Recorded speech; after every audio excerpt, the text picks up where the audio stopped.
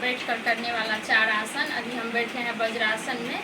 अब इसी आसन में बैठ कर के करेंगे मंडूकासन। दोनों मुट्ठी बांध करके नाभि के दोनों साइड रखेंगे, सांस छोड़ते हुए आगे की ओर झुकेंगे, थोड़ी देर रुकेंगे। 1 मिनट तक रुक सकते हैं, लेकिन जितना ही बन पाए कोशिश करेंगे। फिर धीरे धीरे सांस को लेते हुए वापस। इसे 2 से 3 राउंड कर सकते हैं। डायबिटीज़ के लिए खास आसन है मंडूकासन। अब इसका दूसरा पोज, बाईं हथेली नाभि पर, इसके ऊपर दाईं हथेली, फिर से दोहराएंगे मंडूकासन। आगे की ओर देखेंगे, वापस। अब हम लोग करेंगे दूसरा आसन। वज्रासन में ही बैठ करके करने वाले आसन है शशक आसन, शशकासन जिसे कहते हैं। दोनों हाथ को सांस भरते हुए ऊपर उठाते हैं और सांस छोड़ते हुए हाथ और सिर जमीन पर रखते हैं, इस तरह से। शशक आसन, इसे भी 1 मिनट तक रोक सकते हैं। और हर आसन में कपालभाति भी कर सकते हैं। तो अभी हम लोग करते हैं शशकासन। एक बार और दोहराते हैं शशकासन। सांस भरते हुए हाथ ऊपर, सांस छोड़ते हुए हाथ और सिर जमीन पर, इस तरह से। फिर वापस बगल से हाथ गिराते हुए वापस।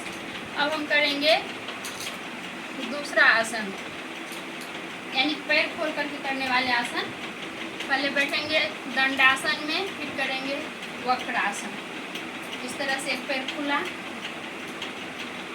और हाथ का काखा में घुटना को दबाते हुए पीछे की ओर मुड़ जाएंगे। थोड़ी देर इस आसन में रुकेंगे और कपालभाति भी कर सकते हैं हर आसन में। पेट अंदर, सांस बाहर। फिर दूसरे तरफ से करते हैं वक्रासन। पीछे की ओर मुड़ जाएंगे विपरीत दिशा में। अभी हम बैठकर करने वाले 3 आसन को कर चुके हैं। अब करेंगे चौथा आसन, गौमुखासन।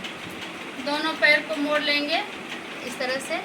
एक पैर पर दूसरा पैर को उठा करके रखेंगे। एक हाथ ऊपर से, एक हाथ नीचे से पीठ पर लगाएंगे।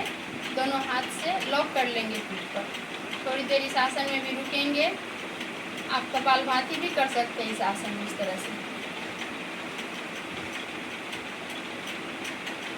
इसी तरह हम दूसरे तरफ से करते हैं गौमुखासन।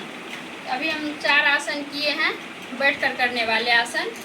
पहला था मंडूकासन, दूसरा शशकासन, तीसरा वक्रासन, चौथा कर रहे हैं गौमुखासन। तो ये 4 आसन बैठकर करने वाले आसन हैं। इसके बाद हम लेटकर भी कर सकते हैं।